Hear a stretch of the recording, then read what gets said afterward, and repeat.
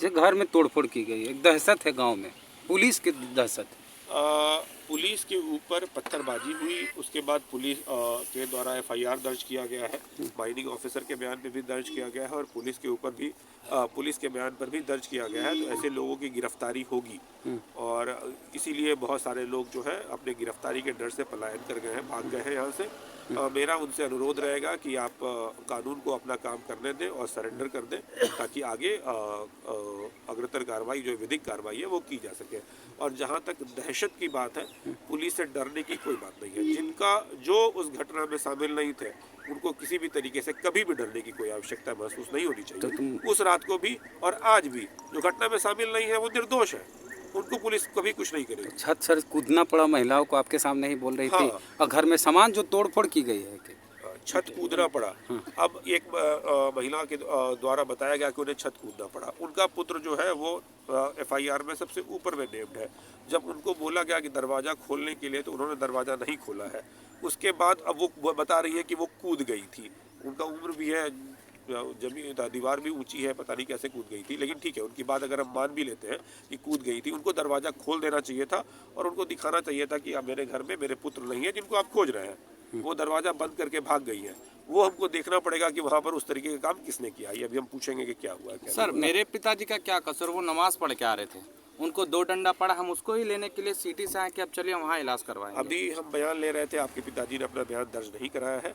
अगर आपके पिताजी बयान दर्ज कराना चाहते हैं तो आकर दर्ज करा लें। सर, उसके बाद ही हम कमेंट करेंगे। अभी तो बालू माफिया के साथ सर ग्रामीणों का आरोप है कि जो पंकज कोई है यादव, एसडीपीओ क्या है सर, डीपी, हाँ, तो वो जो है उनके साथ मिलके गांव में दहशत फैलाने के लिए बेवजह हर घर में, वैसे भी घर घुसा गया जहाँ से उसका कोई मतलब नहीं था, घर में पीटा गया 1 to 1 करके। सबसे पहले मैं आपको ये बताना चाहूँगा कि यहाँ पर अभी तक जो जांच हुई है उसमें कोई बालू माफिया का कहीं पे कोई रोल नहीं आया है।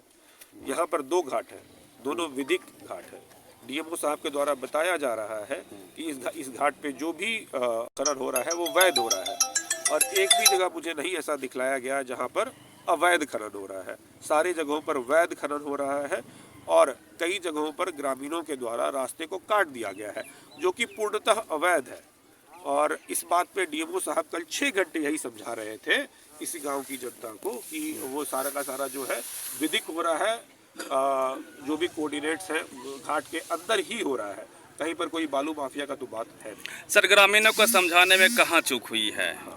ग्रामीणों को समझाया जा रहा था और लगातार समझाया जा रहा था, और उसके बावजूद बिना किसी प्रोवोकेशन के ग्रामीणों के द्वारा हमला कर दिया गया है। आपने भी वीडियो देखा ही होगा, वीडियो हर जगह उपलब्ध है कि बच्चे बूढ़े सभी ईंटा पत्थर चला रहे हैं। इस बात का अभी तक मुझे समझ में नहीं आया है कि उन्होंने क्यों किया है। इसकी हम जांच करेंगे। जहां तक मुझे समझ में आ रहा है कि ये प्री प्लान था, लोगों ने प्लान किया था कि हम हमला करेंगे, क्योंकि अदरवाइज कोई प्रोवोकेशन नहीं था।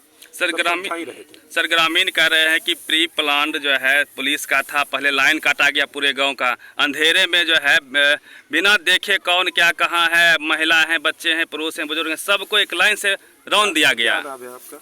रवि मेहता नाम हुआ सर, नेशनल दस्तक से। हाँ, आपने इलेक्ट्रिसिटी डिपार्टमेंट से ये कंफर्म किया कि पुलिस ने उन्हें बोला था कि लाइन काट दीजिए? नहीं, ग्रामीणों के आरोप पर मैं सर आपसे जानना चाह रहा हूँ। इस आरोप का कोई बेस नहीं है।